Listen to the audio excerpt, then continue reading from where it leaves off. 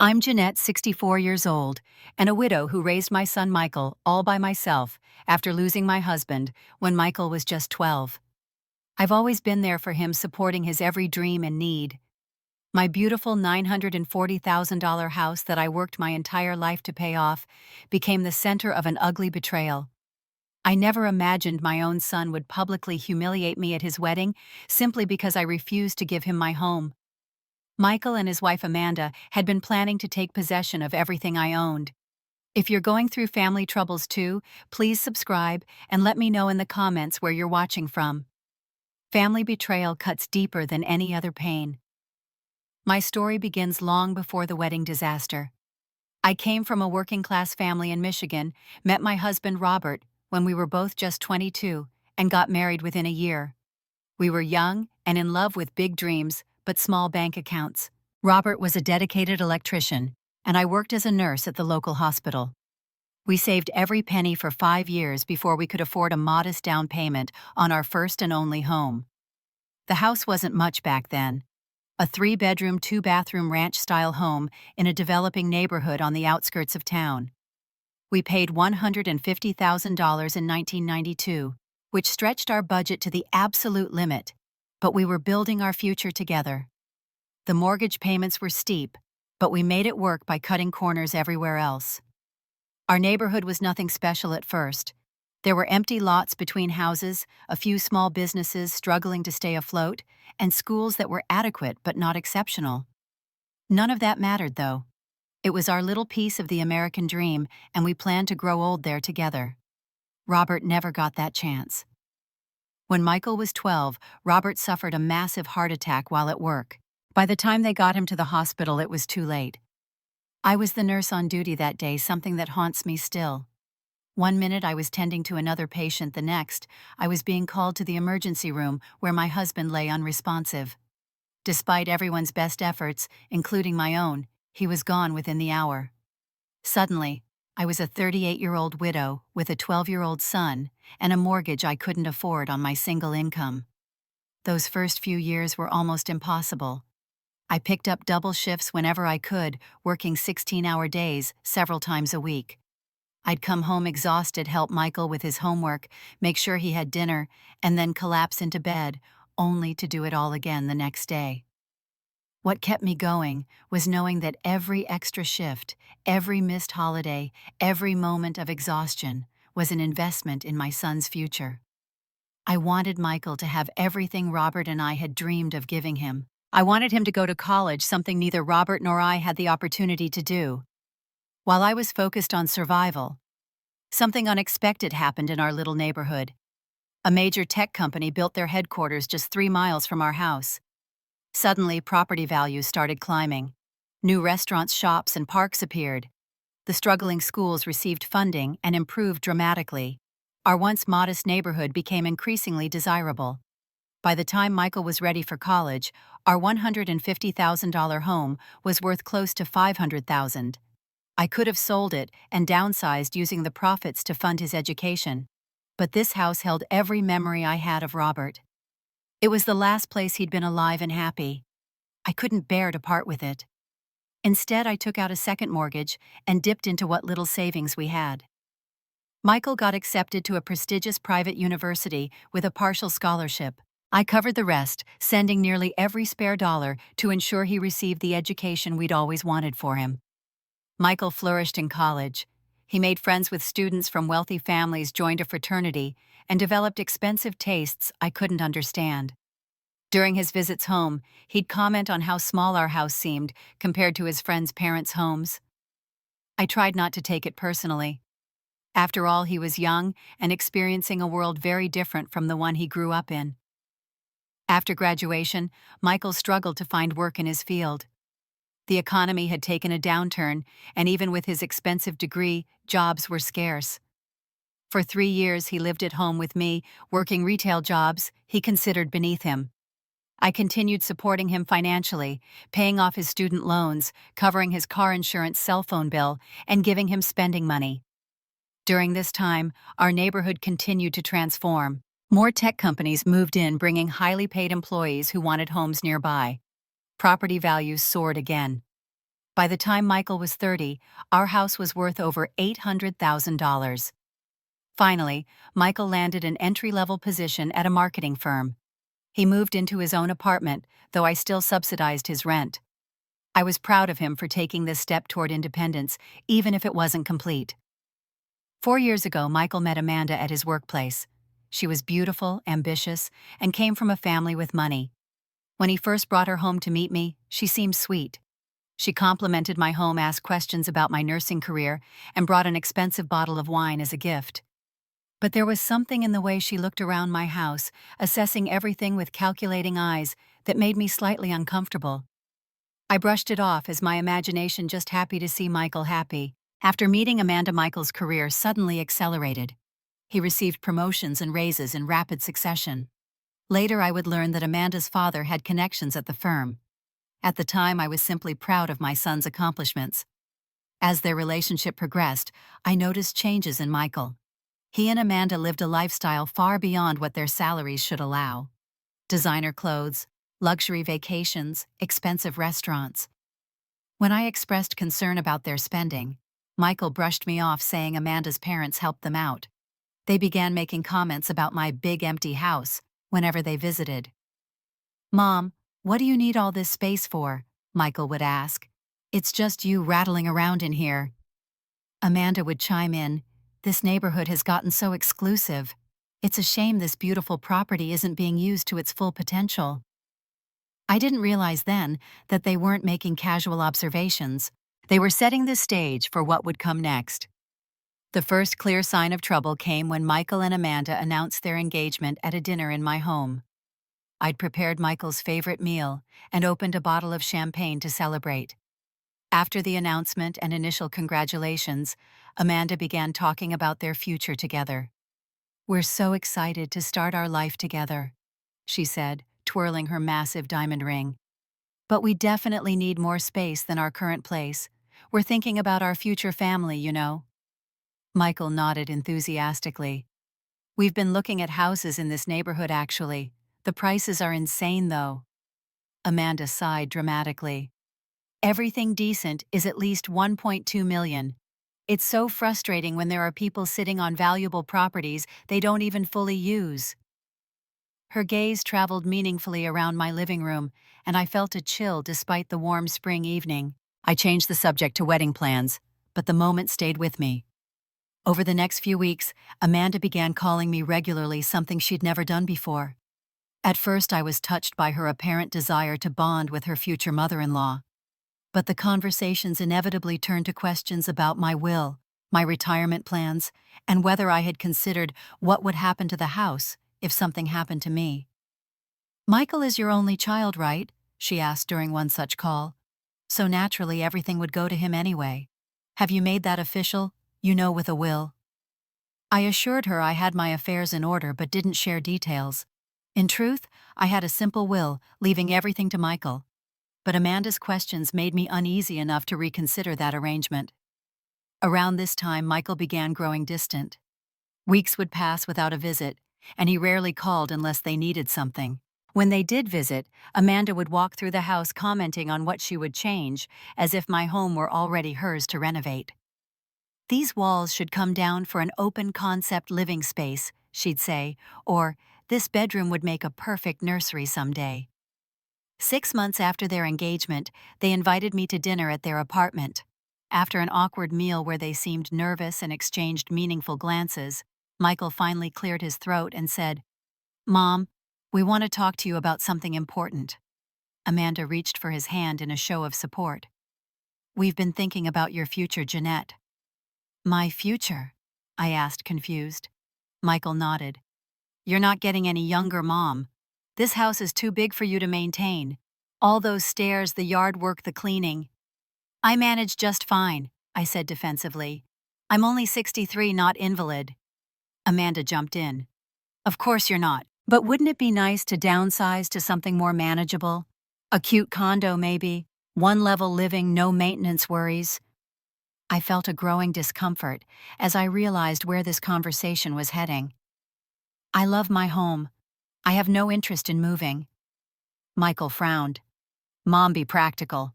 That house is worth nearly $1 million now. You're sitting on a gold mine that you don't need, while Amanda and I are struggling to find a home we can afford in a decent neighborhood to start our family." The implication was clear, but I still couldn't quite believe my son was suggesting I give up my home for him. I made an excuse to leave early, saying I had an early shift at the hospital the next day. As the months passed, I tried to dismiss my concerns. Surely I was overthinking things. My son wouldn't expect me to give up my home, would he? But small incidents kept adding up. That Christmas, Amanda's family joined us for dinner at my house. Her parents, Jackson and Diana Walker, lived in an exclusive gated community and had bought Amanda and Michael their current home as an engagement gift. It was a lovely 3-bedroom house that most young couples would consider extremely fortunate to own. During dinner, Amanda complained about their cramped living situation. "The master bedroom barely fits our furniture," she lamented. Diana patted her hand sympathetically. "Darling, it was only meant to be a starter home." Amanda looked pointedly at me. "Some people are fortunate enough to have space they don't even use." Later, as I was in the kitchen preparing coffee and dessert, I overheard Amanda on the phone in the adjacent room. "It's beyond frustrating," she was saying in a hushed voice. "We're just waiting and waiting for Jeanette to be reasonable about the house. Michael says she'll come around eventually, but I don't know how much longer we can wait. The wedding's costing a fortune, and if we had the house, we could at least save on rent." My hands trembled as I arranged cookies on a plate. Was my son only visiting me because he was waiting for me to come around about giving him my house? A few days later, I met my longtime friend Sarah for lunch. I'd known Sarah since nursing school, and she was one of the few people who'd been there for me after Robert died. I confided my concerns about Michael and Amanda's behavior. Sarah's face grew serious. "Jeanette, this sounds like a classic case of family financial abuse. They're trying to manipulate you out of your biggest asset." "But he's my son," I protested weakly. "Surely he wouldn't." "People do terrible things when money and property are involved," Sarah said firmly.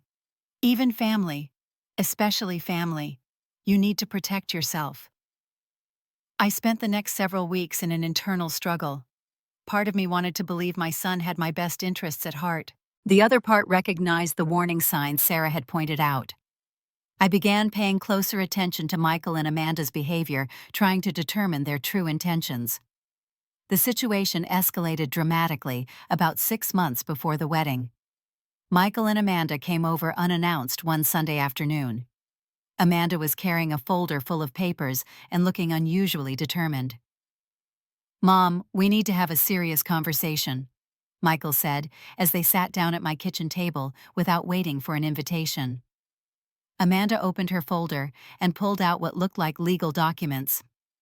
"Jeanette, we've given this a lot of thought, and we have a proposal that will benefit everyone."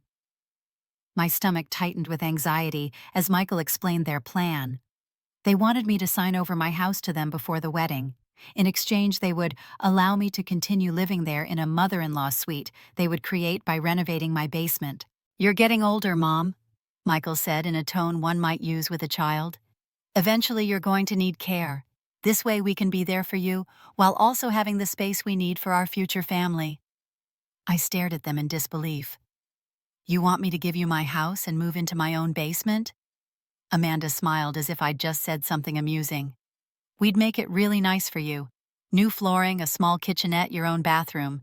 You wouldn't need all this space anyway. And think of the stairs, Jeanette. As you age, those will become dangerous." "I'm in perfect health," I said firmly, "and I have no intention of giving up my home or moving into my basement." Michael's face darkened in a way I'd never seen before. "Mom, don't be difficult. This makes sense for everyone. The house will be mine eventually anyway. Why make us wait when we need it now?" "Because it's my home," I said, my voice shaking slightly. "I worked for 30 years to pay it off. Your father and I bought it together. Every corner holds memories." Amanda's sympathetic facade cracked slightly. "Memories don't need 4 bedrooms and 3 bathrooms, Jeanette. Be practical." When I remained firm in my refusal, Amanda began to cry, claiming I didn't want them to have a good life or a proper home for their future children. Michael became increasingly angry, raising his voice and accusing me of being selfish and thinking only of myself. "After everything I've done for you," I said quietly, "how can you ask this of me? Everything you've done for me." Michael scoffed. "You were my mother. That was your job." They left that day without resolving anything, but it was only the beginning of their campaign. From that point on, I received daily calls and frequent unannounced visits, all focused on the house situation. Amanda would send me listings for condos and retirement communities, always with the message, "Wouldn't this be perfect for you?" Michael alternated between guilt-tripping me about all the sacrifices I'd supposedly made by keeping such a large house and outright anger when I continued to refuse. "You're being irrational and selfish," he would say. "This is the one thing we're asking of you, and you won't even consider it." Eventually, Amanda's parents joined in the pressure campaign. Diana called me directly, something she'd never done before. "Jeanette, dear," she said in her carefully modulated voice, "I understand you're being rather difficult about the house situation. Perhaps you don't understand what a wonderful opportunity this is for you. Many seniors would be grateful to have family willing to take care of them in their later years." "I appreciate your concern," I replied stiffly, "but my housing arrangements are not up for discussion with anyone but me." The pressure tactics grew increasingly aggressive. Michael started making veiled threats about my future relationship with any grandchildren they might have. "It would be such a shame if our kids couldn't visit their grandmother often, because she lives so far away," he said during one particularly tense conversation. Amanda added, "And of course, if you're all alone in that big house when you get older and something happens, who would know? At least in the basement apartment, we'd be aware if you fell or had a medical emergency." The implication that they would limit my access to future grandchildren if I didn't comply with their demands was heartbreaking. The suggestion that they would leave me alone to suffer if I didn't give them what they wanted was terrifying. One day I came home from work to find Amanda in my house. Michael had kept his key from when he lived with me, and apparently felt entitled to let them in whenever they wished. Amanda was in my home office measuring the walls. "What are you doing?" I asked, startled by her presence. She didn't even have the grace to look embarrassed. "Just getting some measurements for the interior designer. This room would make a perfect home office for Michael once we move in." I was speechless with shock. They were already planning the redesign of my home as if my agreement was a foregone conclusion. After asking Amanda to leave, I began searching through my house, looking for other signs of their presumption. In Michael's old bedroom, I found a rolled-up floor plan of my entire house. My bedroom was labeled Home Gym. My living room had been reconfigured, and the basement was indeed labeled Mother-in-Law Suite, though it was significantly smaller than the current basement space. That night, I barely slept, my anxiety spiraling out of control. The next day, I called Patricia, a lawyer friend who had helped me with my will years ago. I explained the situation, including the escalating pressure and unauthorized entry into my home. Patricia's response was immediate and firm. "Jeanette, what you're describing is elder financial abuse, even though you're not that elderly. They're attempting to coerce you out of your major asset. You need to take steps to protect yourself immediately." She advised me to change my locks, revoke any powers of attorney Michael might have, and update my will to reflect my current wishes, not what I'd planned years ago when I trusted my son completely. "But he's my only child," I protested weakly. "Who else would I leave it to?" "That's entirely your decision," Patricia said gently. "But it should be your decision, not one made under duress or manipulation."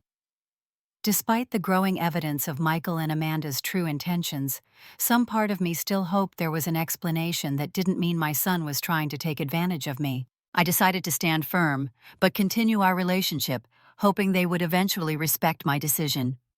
As the wedding approached, tensions continued to escalate.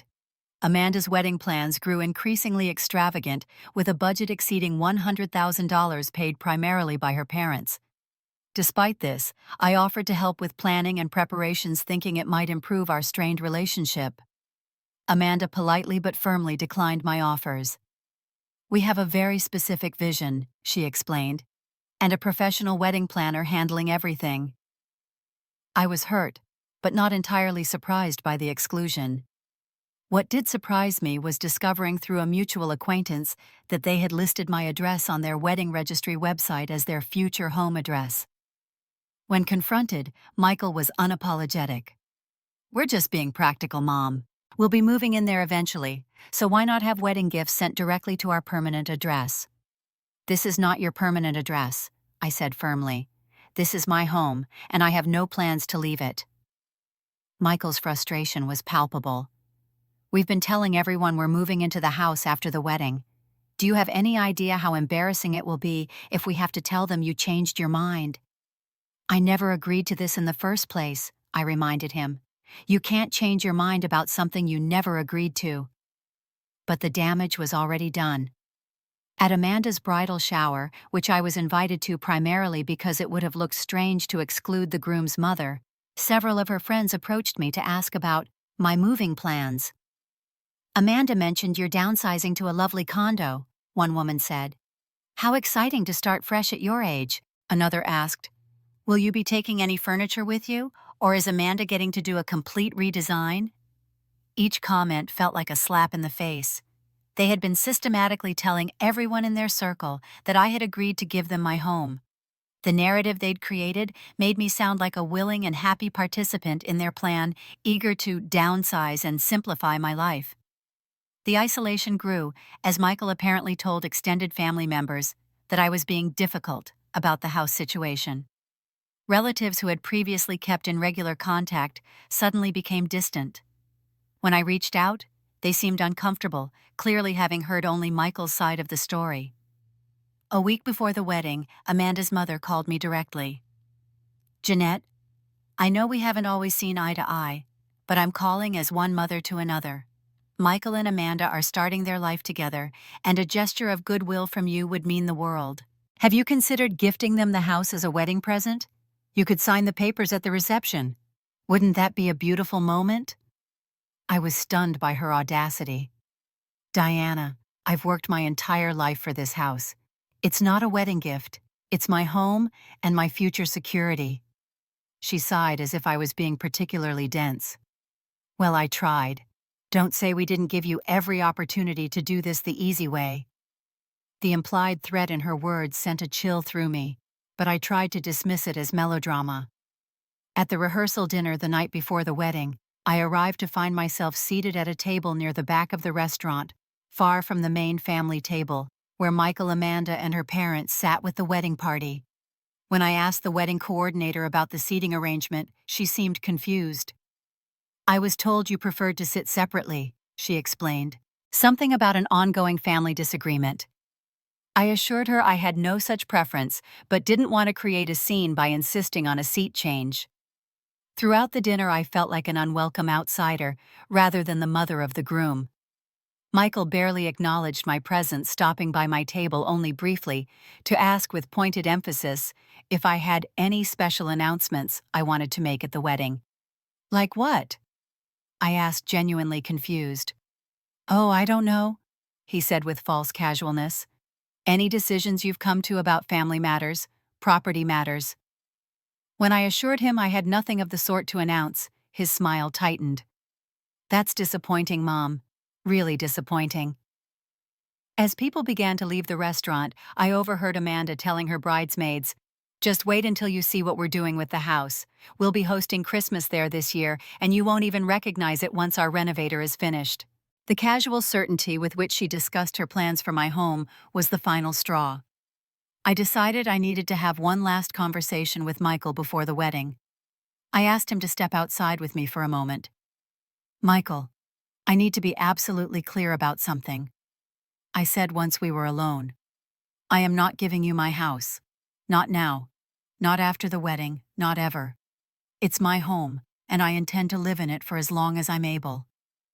His face contorted with anger. "After everything I've put up with from you, this is how you want to be? Fine. Have it your way. But don't expect to be part of our lives if you can't even do this one thing for us." "Put up with from me," I repeated, stunned. "Michael, I've supported you your entire life. I worked double shifts to put you through college. I paid off your student loans. I helped with the down payment on your current house. How can you possibly frame this as me not doing enough? You were supposed to support me, he shot back. That's what parents do. They sacrifice for their children. But now, when I actually need something significant from you, something that would genuinely help our future, you're being completely selfish. His words broke my heart. When had my sweet boy turned into this entitled stranger? Despite everything, I still planned to attend the wedding, holding on to a shred of hope that somehow we could reconcile. The morning of the wedding, I prepared myself carefully, determined to put on a brave face despite the tension. I bought a new dress in a soft blue that Michael had always said brought out. My eyes had my hair and makeup professionally done and wrapped their wedding gift. An expensive piece of art they had registered for, not that they would need it if they were planning to redecorate my house with their own tastes. I arrived at the venue an hour early, hoping to help with any last-minute preparations, and perhaps have a peaceful moment with Michael before the ceremony. The wedding coordinator greeted me with visible discomfort. "Mrs. Lewis, thank you for coming early, but everything is under control. The Walker family has handled all the arrangements." It was a polite but clear message that my help wasn't wanted or needed. As guests began to arrive, I noticed Amanda's extended family being warmly greeted and escorted to the front rows. When I approached the seating area myself, the usher consulted his list and directed me to a seat in the very back row. "There must be a mistake," I said. "I'm the groom's mother." The young man looked embarrassed. "I'm sorry, ma'am, but these are the seating assignments I was given." Rather than cause a scene, I took the assigned seat, fighting back tears, as I watched distant acquaintances of Amanda's family being seated in positions of honor, while I, the only living parent of either bride or groom, was relegated to the back, as if I were a stranger who had wandered in from the street. The ceremony itself was beautiful, but painful. In his vows, Michael thanked Amanda's parents profusely for being the family he'd always needed, and supporting their future in ways he never expected. The pointed omission of any acknowledgement of me or what I had sacrificed for him was deliberate and cutting. At the reception, I found myself seated at a table with people I'd never met, business associates of Amanda's father who seemed confused by my presence at their table. One kind woman asked how I knew the couple. "I'm Michael's mother," I explained. Her eyes widened in surprise. "Oh, I assumed. Well, given the seating arrangement, I thought perhaps you might be a distant relative." The meal passed in awkward conversation. Michael and Amanda moved from table to table greeting guests, but somehow never made it to mine. After dinner, when they began their first dance, I slipped away to the restroom, needing a moment alone to compose myself.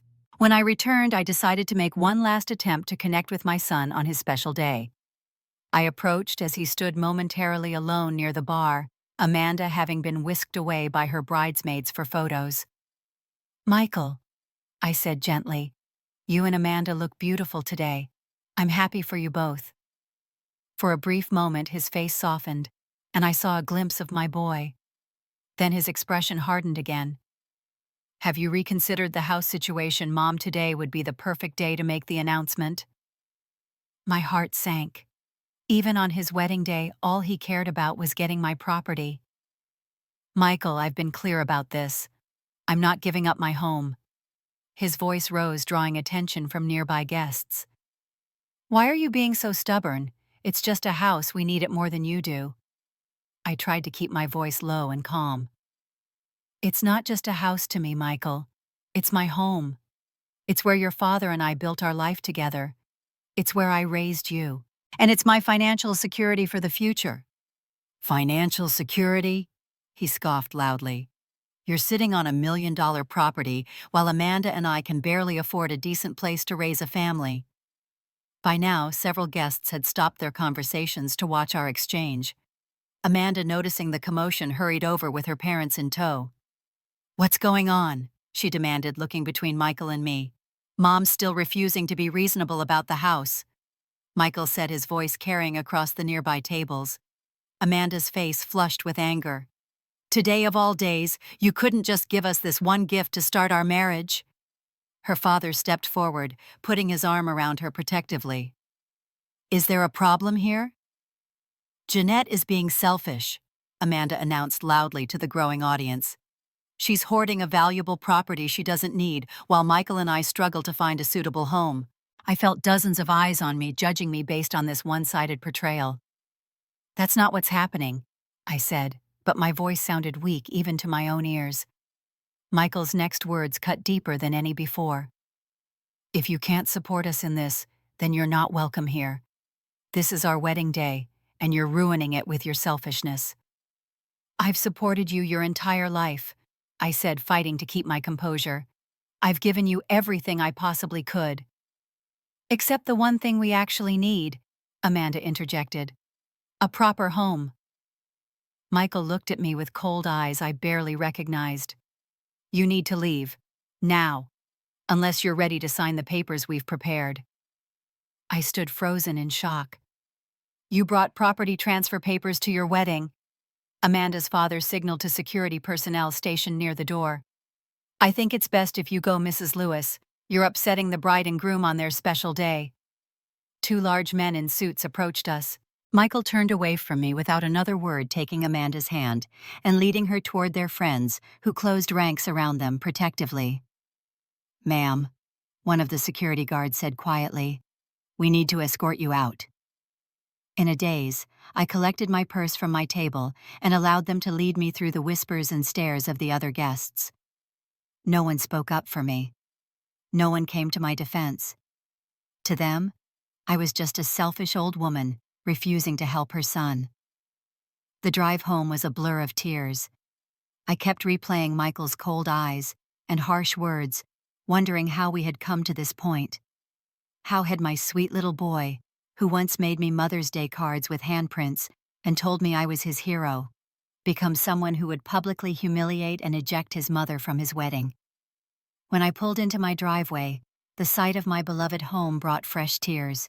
This house that had sheltered us through so much, Robert's death, Michael's childhood, my lonely years of hard work and sacrifice, had somehow become the wedge driving us apart. As I walked to my front door, I noticed something on the porch. A stack of glossy real estate flyers had been placed in my mailbox. They were property listings for retirement communities and condos, each one with Amanda's business card clipped to it. I hadn't even known she had a real estate license. The final piece clicked into place. This wasn't just about them wanting a nicer home. Amanda was a realtor. My house wasn't just a place for them to live. It was a valuable asset they could potentially sell for significant profit in this market. Their plan had likely always been to move me out, make some cosmetic updates, and flip the property for far more than its current value.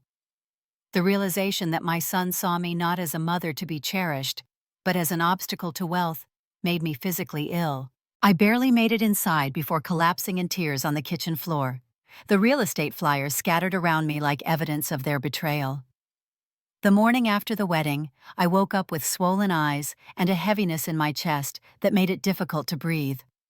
I reached for my phone out of habit, half expecting an apologetic call or text from Michael, only to find something far worse. Amanda had posted wedding photos on social media, including a long emotional caption about how their perfect day had been marred by toxic family drama, when an entitled parent had created a scene demanding attention. She didn't name me directly, but anyone who knew us would understand exactly who she was referring to. The comments were filled with sympathetic responses, people expressing outrage on their behalf. "Some people just can't let their children have their moment," one read. "So sorry you had to deal with family drama on your special day," said another. Michael had shared the post, adding his own comment. "Sometimes you have to create boundaries with toxic people, even family. Our new life starts now with only positive influences allowed." My own son had publicly labeled me toxic and framed me as the villain in their wedding story. Worse still, mutual friends and extended family members were liking and commenting on these posts, clearly having accepted their version of events without question. I received several text messages from family members expressing disappointment in my behavior and suggesting I should make amends by giving the newlyweds the fresh start they deserve. Each message twisted the knife deeper, making it clear that Michael and Amanda had been systematically painting me as unreasonable and selfish to everyone we knew. For 2 weeks following the wedding, I fell into a deep depression. I called in sick to work, something I rarely did, even when truly ill. I couldn't bear the thought of explaining to my colleagues what had happened, especially since many of them had seen Amanda's social media posts and already given me pitying or judgmental looks. I barely ate or slept. The house that had always been my sanctuary now felt tainted by Michael and Amanda's greedy designs on it. I wandered from room to room, seeing it through their eyes, not as my cherished home, but as a commodity to be acquired and exploited. On the 15th day of my self-imposed isolation, the doorbell rang. I nearly didn't answer it, fearing it might be Michael and Amanda continuing their campaign, or worse, some real estate agent they'd sent to assess my property. But something compelled me to look through the peephole. Standing on my porch was a young woman I vaguely recognized from the wedding. One of Amanda's cousins, I thought. I opened the door cautiously. "Mrs. Lewis, I'm Jessica Walker, Amanda's cousin. May I speak with you for a moment?" I hesitated, then stepped aside to let her in. What more could the Walker family possibly want from me? Jessica seemed nervous, glancing around as if afraid someone might see her. Once inside, she spoke quickly. "I wanted to talk to you because what happened at the wedding wasn't right. The way they treated you was horrible, and the things they've been saying about you aren't true." I was stunned by this unexpected ally. "Why are you here, Jessica?" "Because I've watched this whole thing unfold and I can't stay silent anymore. Amanda is my cousin, but what she and Michael are doing is wrong." She pulled out her phone. "I have something you should see." Jessica showed me screenshots of text messages between her and Amanda dating back months. In them, Amanda detailed their plan to move into my house within a month of the wedding. They had already sold their current house with a closing date just 3 weeks after the wedding, without having secured another place to live. Amanda's texts gloated about how they would get rid of all of Jeanette's old furniture and finally have the showcase home we deserve. Most disturbing were the messages about me personally. "The old lady just needs to accept that she's holding us back." One read. "Michael says she'll cave eventually, especially when we start talking about elder care facilities." Jessica scrolled through dozens of similar messages, each more callous than the last. "They've been telling everyone you promised them the house years ago," she explained. "The story they're spreading is that you suddenly changed your mind out of spite or jealousy of their happiness." The revelation that they had been so calculating, so methodical in their attempts to manipulate me and turn others against me, finally transformed my sadness into anger. "Why are you showing me this?" I asked Jessica. "Amanda is your family." She looked down, seeming ashamed. "My grandmother, Amanda's aunt, lost everything to financial elder abuse from her own son. By the time the rest of the family realized what was happening, he had drained her accounts and remortgaged her home. She died in a state nursing home because there was nothing left. I can't watch it happen again and say nothing." After Jessica left, I sat in my living room for a long time, processing everything she had shown me. The grief and heartbreak I'd been drowning in began to give way to a righteous anger. I had spent my entire life caring for others, my patients as a nurse, my husband until his death, my son throughout his life. I had given and given, asking little in return.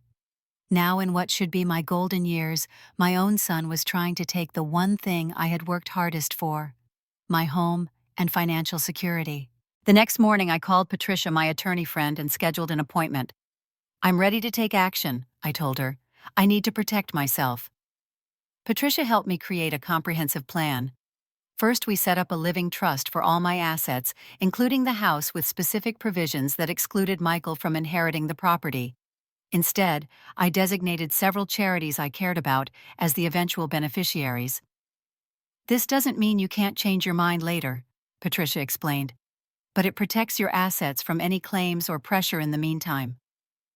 Next, I installed security cameras around the perimeter of my house and changed all the locks. When I checked my key drawer, I discovered Michael's key was indeed missing, confirming my suspicion that they had been entering my home without permission. I also took financial steps to separate my affairs completely from Michael's. For years, I'd been making automatic deposits to a joint account to help with his mortgage payments, a habit left over from when he first bought his house and needed assistance. I closed that account and redirected those funds to my own retirement account. Within days of these changes, my phone exploded with angry texts from Michael. "What do you think you're doing?" he demanded. "The joint account is empty and my key doesn't work anymore." I didn't respond immediately, following Patricia's advice to document everything but minimize direct engagement. This only infuriated him more. "You're making a big mistake," he wrote.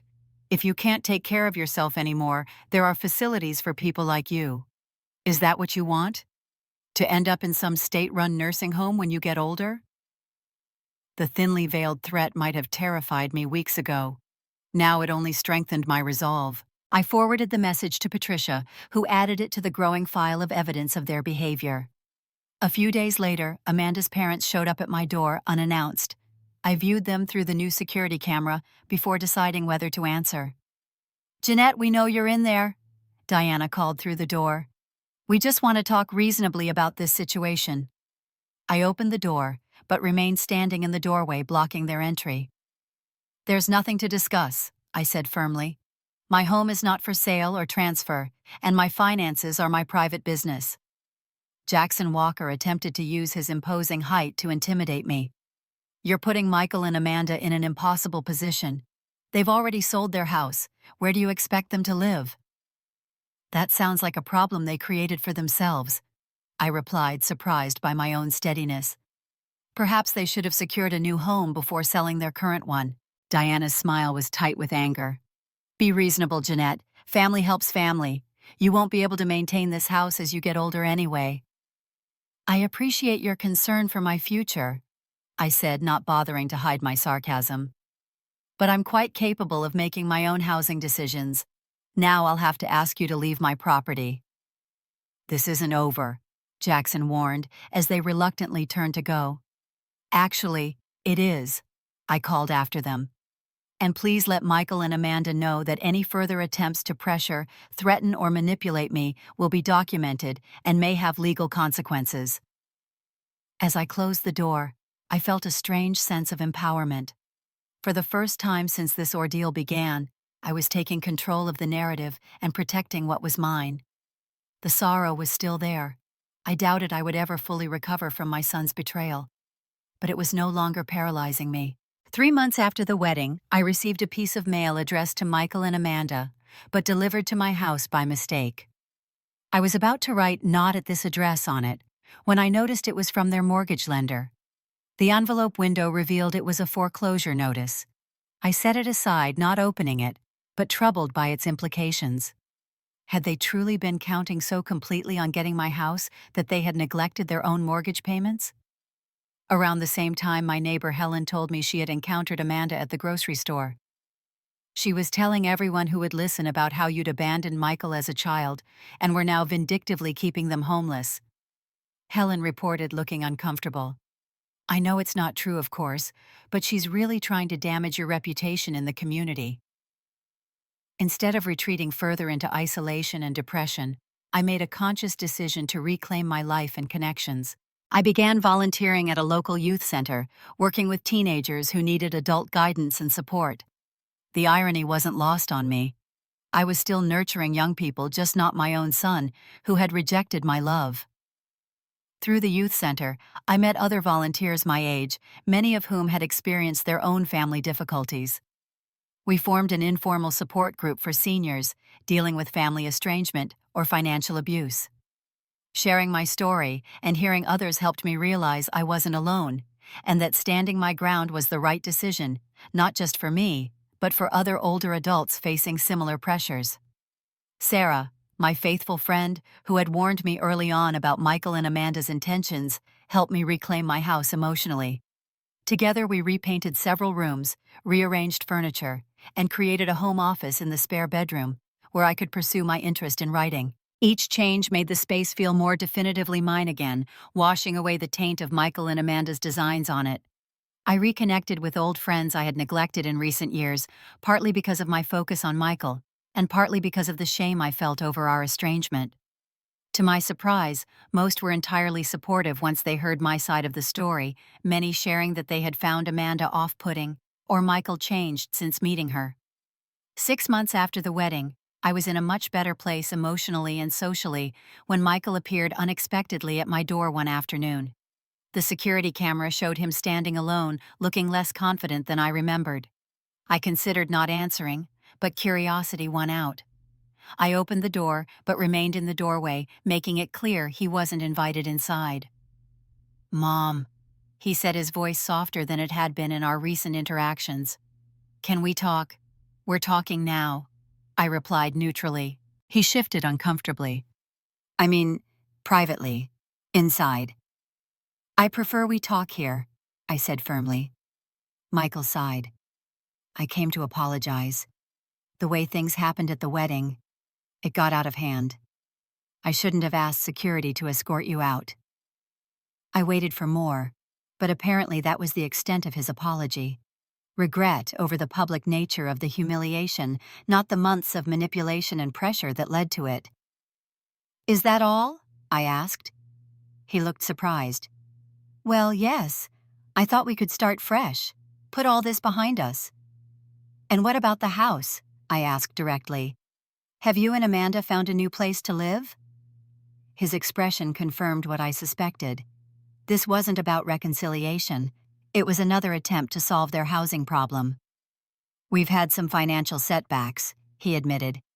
"The real estate market has cooled, and Amanda hasn't made a sale in months. We're staying with her parents for now, but it's tense." "That sounds difficult," I said, not offering any solution. Michael's facade of contrition cracked slightly. "Mom, I know we've had our differences, but we're family. Couldn't you help us out? Not the whole house, maybe, but a loan to get us back on our feet." There it was. He hadn't come to make amends. He'd come because they needed money. "Michael, I'm not in a position to provide financial assistance," I said calmly. "My assets are earmarked for my retirement and future care needs." His face hardened. "So that's it.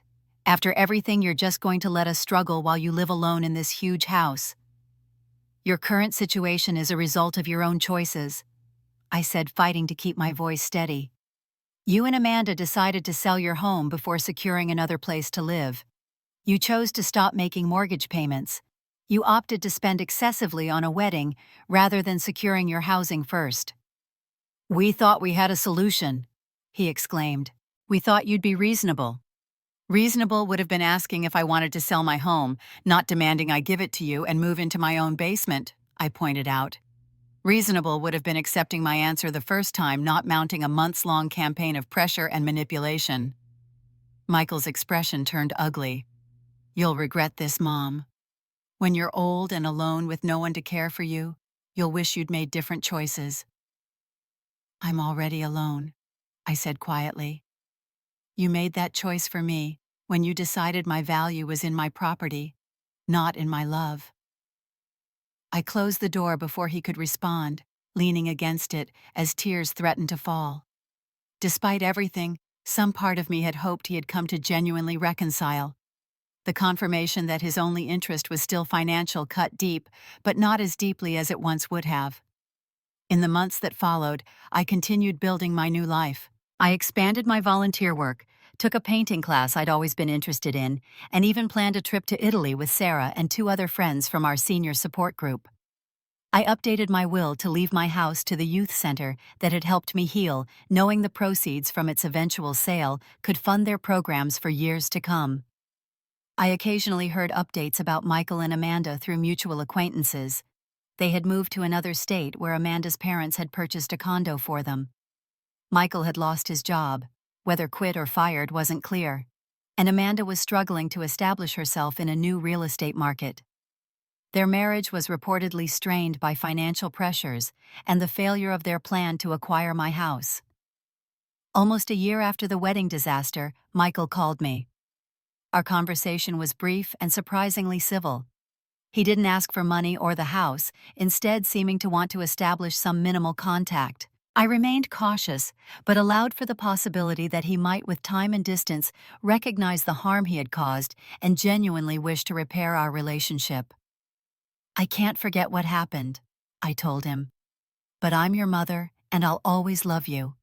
If you want to rebuild trust between us, it will take time and consistent effort." Whether that rebuilding would ever happen remained uncertain, but I was at peace with that uncertainty. I had learned that my worth wasn't tied to what I could provide materially to others, even my own child. My home was my sanctuary, earned through decades of hard work, and I deserved to enjoy it on my own terms. That Thanksgiving, instead of spending the holiday alone mourning the loss of family traditions, I hosted dinner for my new friends.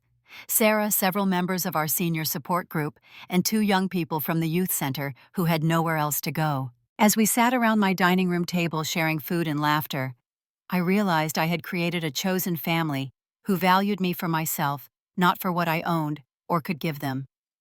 The journey had been painful beyond words, but I had emerged stronger, wiser, and surprisingly more content than before.